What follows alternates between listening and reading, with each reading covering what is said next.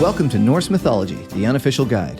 It's unofficial because I'm neither a credentialed academic nor a time-traveling medieval Norse pagan, but I deal with this material directly from the sources, interpreted through the lens of the experts and their opinions. If you're looking for depth and detail in a simple and accessible way, then you're in the right place.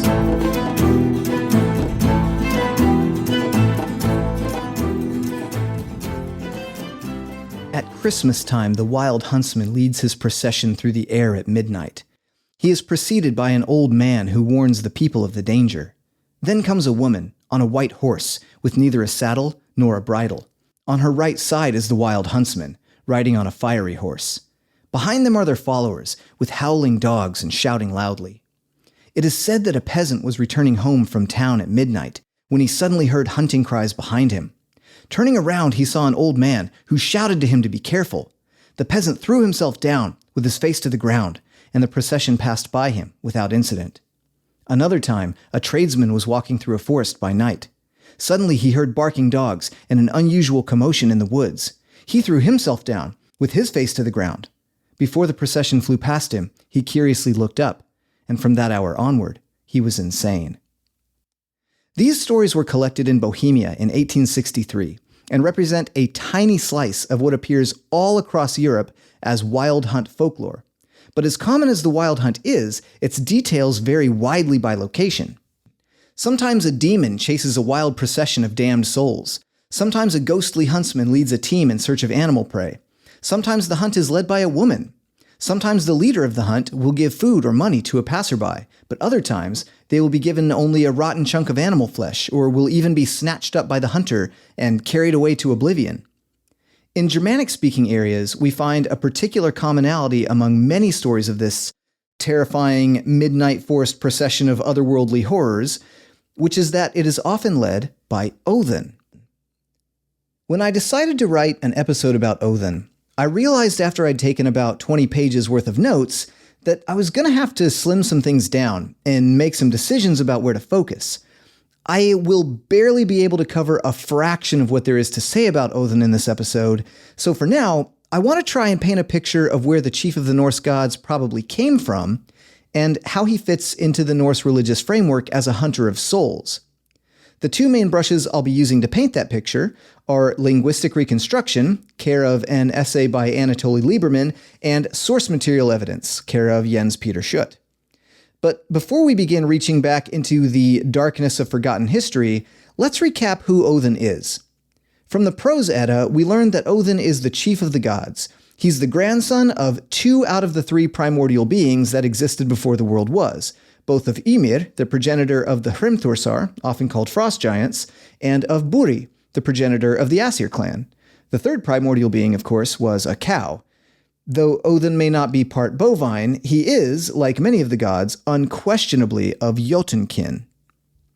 Odinn and his 2 brothers, Vili and Ve, ultimately killed Ymir and created the earth from various parts of his body. They also created humans out of driftwood they happened to find washed up on land. In the poem Völuspá, of course, mankind's co-creators alongside Odinn are named as Hönir and Lothr, rather than Vili and Ve. And although there are some discrepancies that do come down to us about stories involving Odinn from different sources, he also has some traits that always remain constant. Foremost among these is that he only has one eye, which is even attested by archaeological finds as far away as England, where the Anglo-Saxon pagans referred to him dialectically as both Woden and Wedden, the eponym that eventually found its way into the word Wednesday, the day of Wedden. The Prose Edda tells us, and Völuspá seems to corroborate, that Odinn once sacrificed an eye for a drink from Mimir's well, a spring filled with drinkable wisdom and knowledge. It's one of many instances where Odinn has gone to extreme lengths to acquire knowledge, but it also fits a fascinating theme we see recurring time and time again in the source material, dealing with disfigurement and defects. Odinn has one eye, Tyr has one hand, Thor has a permanent head wound from his battle with Hrungnir. Heimdallr may or may not be missing an ear. Hölder, who we haven't discussed yet, is blind. Mjolnir's handle is defectively short. One of Thor's goats is lame, and so is an elf character that we haven't talked about yet, named Völundr. Lieberman asserts that, quote, Osgarður presents a clear case of ritual mutilation, a series of traits whose meaning had been forgotten long before the myths acquired the form familiar to us from Saxo, Snorri, and partly the sagas." End quote. Physical ailments, he notes, appear to show up as marks of special destiny in Norse tales. It seems that everybody and everything had to pay the highest price of disfigurement for being able to perform a unique duty, or for a great achievement. Odinn is married to the goddess Frigg, whose name means beloved, and who, like Odinn himself, is attested in various forms all across the Germanic-speaking world. Where Odinn as Wedin gives us Wednesday, Frigg as the Anglo-Saxon Frigg gives us Friday. Odinn's children, or at least the gods who we can say with the most confidence are his sons, even if they aren't all sons of the same mother, are Thor, Balder, Hrólfr, Vidar, and Vali, but there are very probably others. Even if you aren't familiar with all of these names just yet, don't worry, they'll all get their time to shine in future episodes. Apart from his missing eye, Odinn is most commonly described as an older man wearing a dark blue cloak and a large or wide-brimmed hat, sometimes also tall and sporting a gray beard. He owns a golden arm ring called Draupnir that magically produces 8 more golden rings of equal weight every 9 nights, as well as a spear called Gungnir that has runes carved on the tip and can't be stopped in a thrust. From his throne called Hlidskjolf, he's able to look out over the world and observe events, but because he's not omniscient, he relies upon 2 ravens named Hugin and Munin, upon whom he has bestowed the power of speech, to travel the world and bring news back to him. Hugin and Munin roughly translate to mind and memory, and Odinn worries about losing both. In the poem Grimnismal, he famously tells us in stanza 20, quote, "Hugin and Munin fly every day over the vast stretching world. I fear for Hugin that he will not come back, yet I tremble more for Munin." End quote. While at home, Odinn keeps 2 wolves named Geri and Freki, whose names both indicate something like ravenousness or greediness. And this weapon-magnificent father of armies feeds those wolves, we are told in Grimnismal 19, which I think is probably supposed to sound ominous. However, he subsists entirely on wine himself. On the subject of his relationship to animals, Odinn is the owner of the 8-legged horse Sleipnir, who we are told is the best horse among all gods and men. He can run across the sea and the sky and is extremely fast. Interestingly, horse riding isn't something we actually see very often among the gods in the Scandinavian tradition. Odinn is canonically a horse rider. Apart from that, Thor gives a horse to his son Magni, and Snorri puts Heimdallr on a horse called Gulltopp at one point. But for the most part, we typically see the gods, including Thor, being transported by other means, either being pulled by chariots or riding boars, even just flying or walking. It's unclear whether this trend would have held true in other related Germanic traditions, though. It's worth noting that the second Merseburg charm from Germany places its versions of both Odinn and Balder on horses riding through a holt. Odinn often wanders the world in disguise on his perpetual quest to acquire knowledge. Sometimes he's completely unrecognizable, and other times he seems to make no effort at all to change his appearance, and it's almost a little silly that the people he encounters don't recognize him. In many stories, we are never told explicitly by the narrator that a certain character is supposed to be Odinn. Instead, we are given a description of an old man with one eye and a wide-brimmed hat, and are expected to understand implicitly who this man is. As Odinn travels the world experiencing different events, he picks up names. In fact, scholars have been able to identify over 200 unique names for Odinn, many of which have to do with magic, war, and poetry.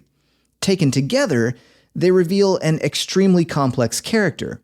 The full list includes names that seem contradictory at face value, such as both deceiver and truthful. He can be called evildoer, but also protector. It seems that most of what Odinn does is done with purpose, regardless of whether it earns him a positive or a negative name.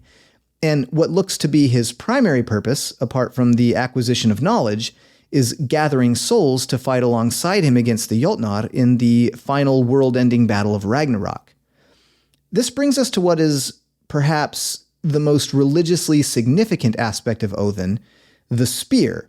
And not just his personal spear, but the spear in general turns out to be one of our most important keys to understanding who worshipped Odinn during the pagan period and how that worship was performed.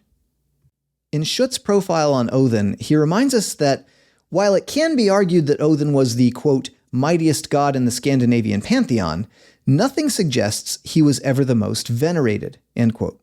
And as a point of further clarification, he notes that nothing suggests that Odinn was ever a god of importance to the daily life of common people. In contrast with Thor, for example, whose name found its way into myriad Norse personal names, such as Thorbjorn, Thorstein, and Hafthor, and whose iconic weapon was worn as a pendant by people all over Scandinavia, there's actually only one confirmed record of a female personal name incorporating Odinn, and there is no archaeological evidence of clearly Odinic jewelry commonly worn by the average person.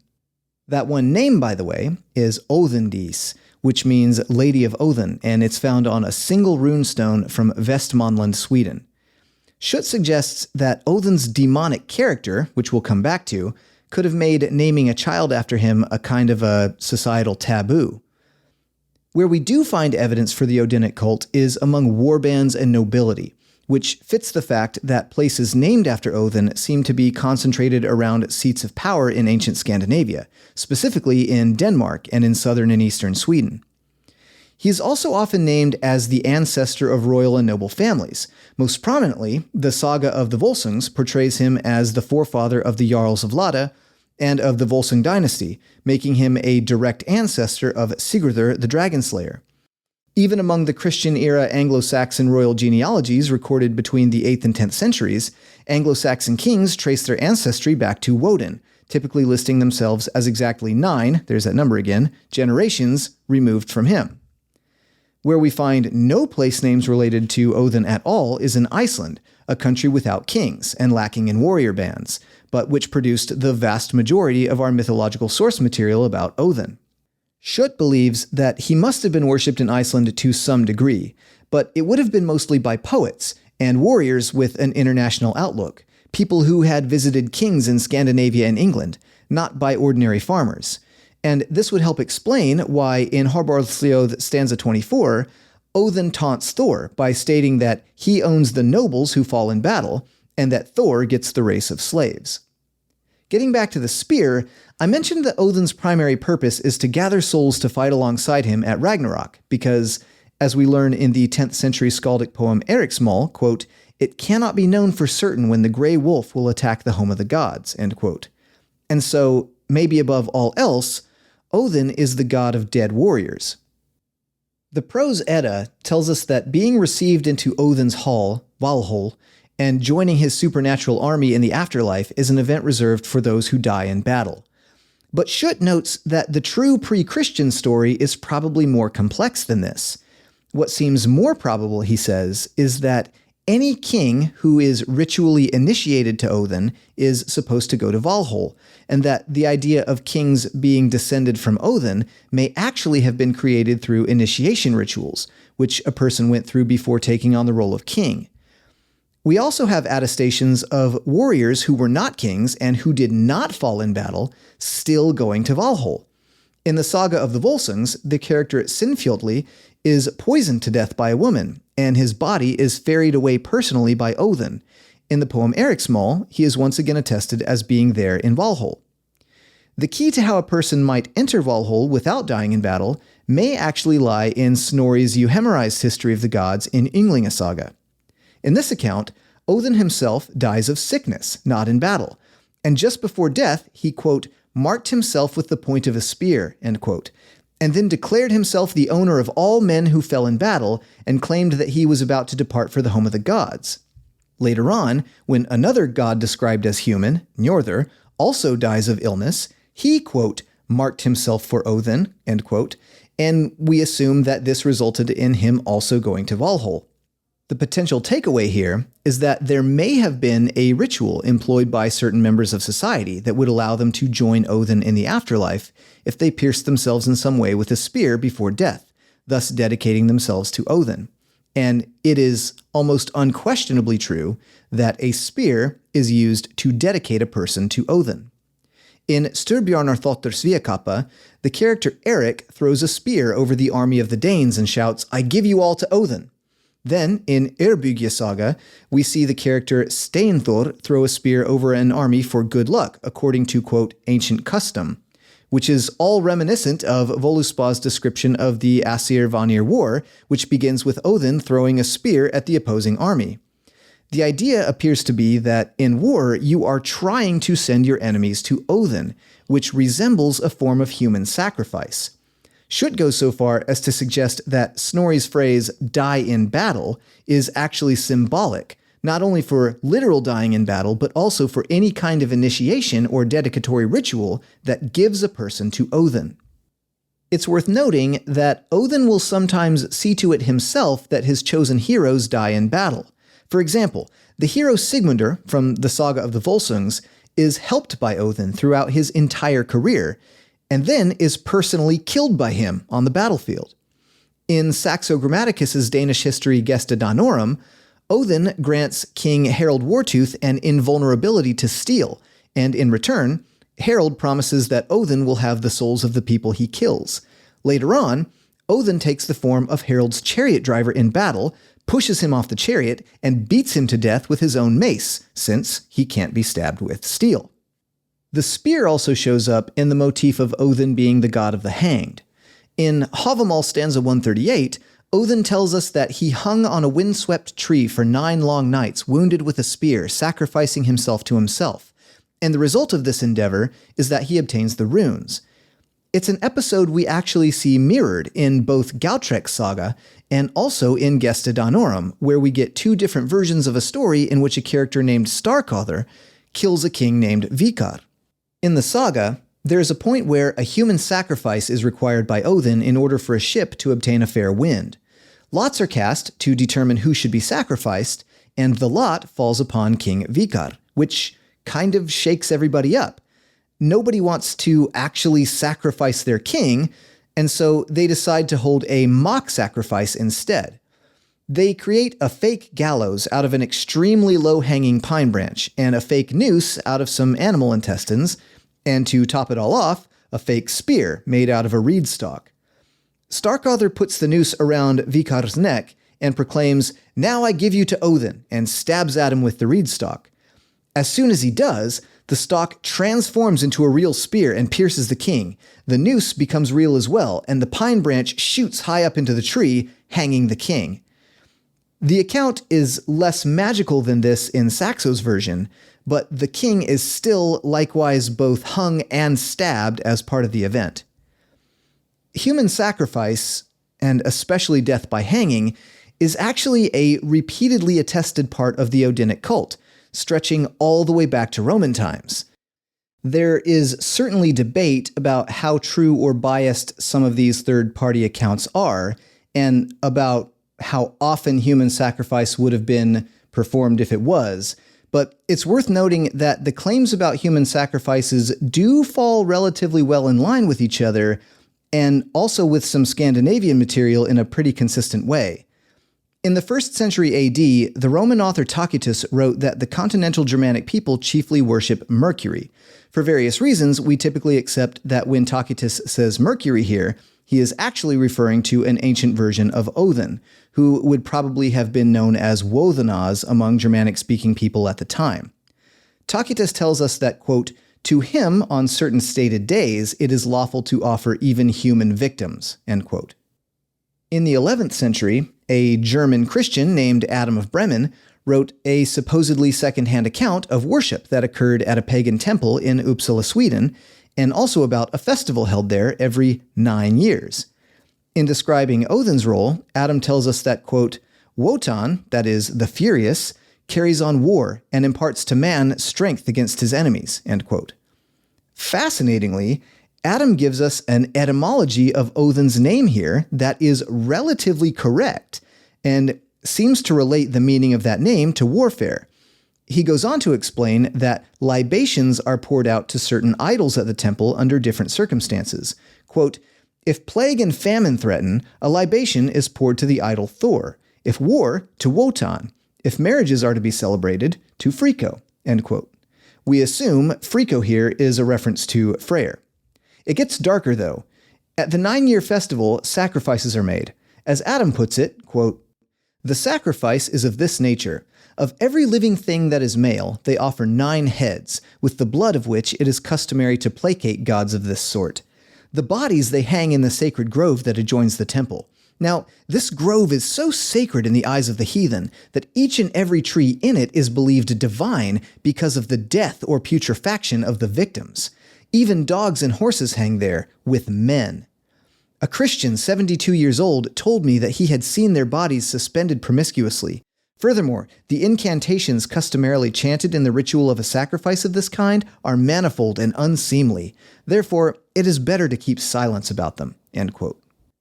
Moving away from promiscuous death and putrefaction for a moment, one of the more puzzling aspects of Odinn is his relationship to another Aesir god named Other, who is the husband of the goddess Freyja. Right off the bat, we notice that Odinn and Other sound remarkably similar. And just as Odinn spends much of his time wandering the earth in disguise, we are told in the Prose Edda that Other went off on long travels, leaving Freyja behind to weep tears of red gold. She has also adopted various names while traveling among strange peoples searching for her husband. This, combined with the fact that Freyja is actually attested as Odinn's mistress in a few scattered instances, makes us start to wonder if there might be some kind of common origin shared between Odinn and Other. But there are more reasons we might want to try and decipher Odinn's origins.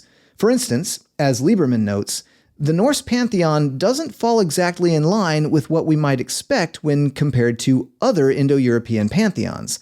As a side note, I don't really like using the word pantheon in a Norse context because it feels like it doesn't really describe the situation very well, but it's the word Lieberman uses here, so we'll go with it for now. Follow me down this rabbit hole for a second. The god Tyr's name evolved from Tiwaz in the older Proto-Germanic language, which itself evolved from the Proto-Indo-European word Deos, a word from around 5,000 years ago meaning God, and built from a root that meant bright sky.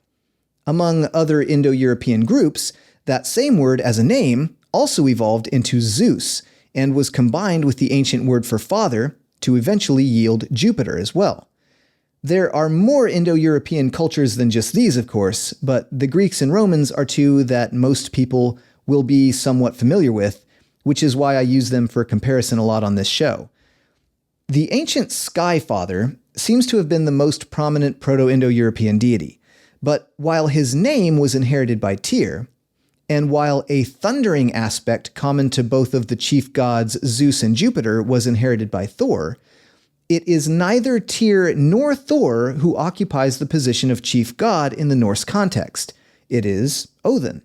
On top of this, when we examine the distribution of locations that were historically named after various gods, the evidence seems to show a possible migration of Odinn worship beginning in more southern Germanic areas and moving up into Scandinavia over time, which all makes us start to wonder whether or not Odinn may have actually supplanted someone else as chief god at some point in time before the Viking Age began.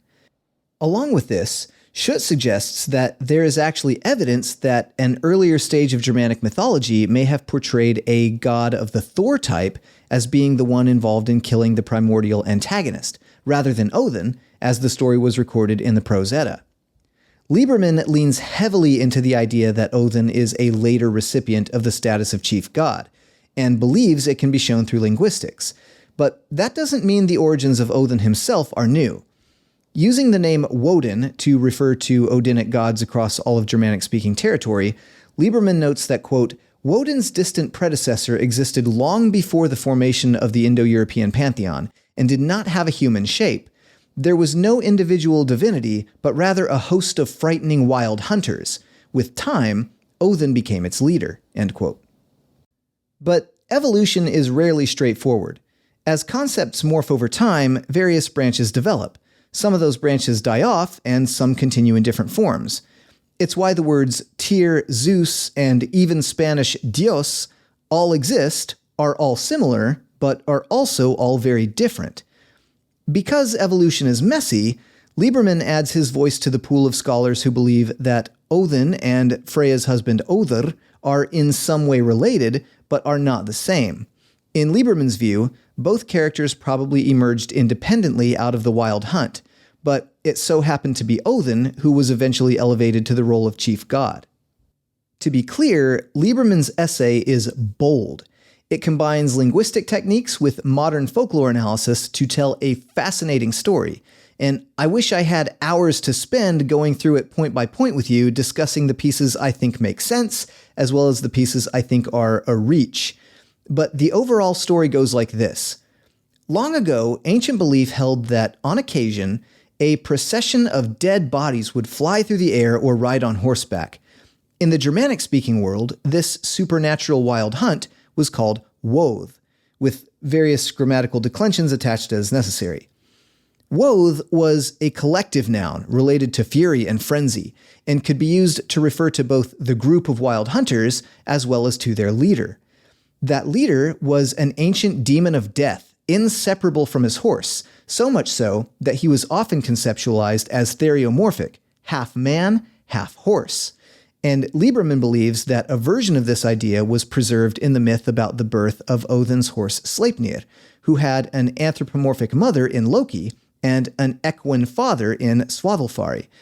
In a way, he remains half man, half horse. Such an image would have been terrible and frightening, and it earned the wild hunter one of his many names, Ygr, meaning exactly that, terrible and frightening. It's a name that would accompany this character on into modern times. But at some point, a suffix denoting leadership was added to his name. Woð became Woðanaz, and by the time Tacitus began writing about West Germanic mythology, he had become an anthropomorphic deity surrounded by other gods, all of whom could be compared with the gods of the Romans. By the age of skaldic poetry, Woðanaz had become Odinn, the supreme deity of the Aesir and the patron of both kings and skalds. Or so goes Lieberman's version of the story. Exactly how accurate his version is debatable. But the idea of Odinn having origins in the wild hunt is not new. It was first proposed by Jacob Grimm of the Brothers Grimm back in the 1800s, and is still pretty well received today. And even though Odinn was eventually ascribed a kingly status, and even though the introduction of Christianity effectively halted the Odinic cult in its tracks, the wild hunt continued.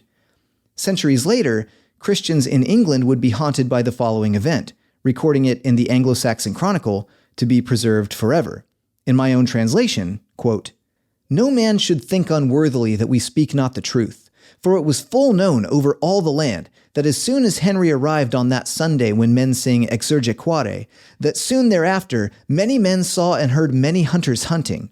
The hunters were dark, large, and terrifying, and their hounds were all dark, broad-eyed, and terrifying. And they rode on dark horses and on dark bucks. This was seen in the very deerfold in the town of Peterborough, and in all the woods from that selfsame town to Stamford. And the monks heard the horn blow that they blew in the night. Trustworthy men who kept watch in the night said this, that they thought that there might well have been about 20 or 30 hornblowers. This was seen and heard from when Henry arrived all through the season of Lent and on until Easter." End quote. With that in mind, I would encourage everyone listening to take heed when you hear the horns blowing and the dogs barking deep in the woods at night. Get low and stay out of sight, lest Odinn might catch you and whisk you away from that play button, preventing you from joining me again next time on Norse Mythology, the unofficial guide. Sources for this episode include, and by the way, I'm going to try my best at this German again, Die wilde Jagd bei Schwarzkosteletz by Josef Virgil Grohmann in Sagen-Buch von Böhmen und Mähren, Erster Theil, Sagen aus Böhmen, 1863. Germania by Publius Cornelius Tacitus, 1st century. Odinn by Jens Peter Schutt in Pre-Christian Religions of the North, Volume 3, 2020. Odinn's Path to Greatness by Anatoly Lieberman in Prayer and Laughter, Essays on Medieval Scandinavian and Germanic Mythology, Literature, and Culture, 2016. The Anglo-Saxon Chronicle, The History of the Archbishops of Hamburg-Bremen by Adam of Bremen, 10th century, translated by Francis Chan. The Poetic Edda, translated by Caroline Larrington, 2014, and the Prose Edda, translated by Anthony Falks, 1995.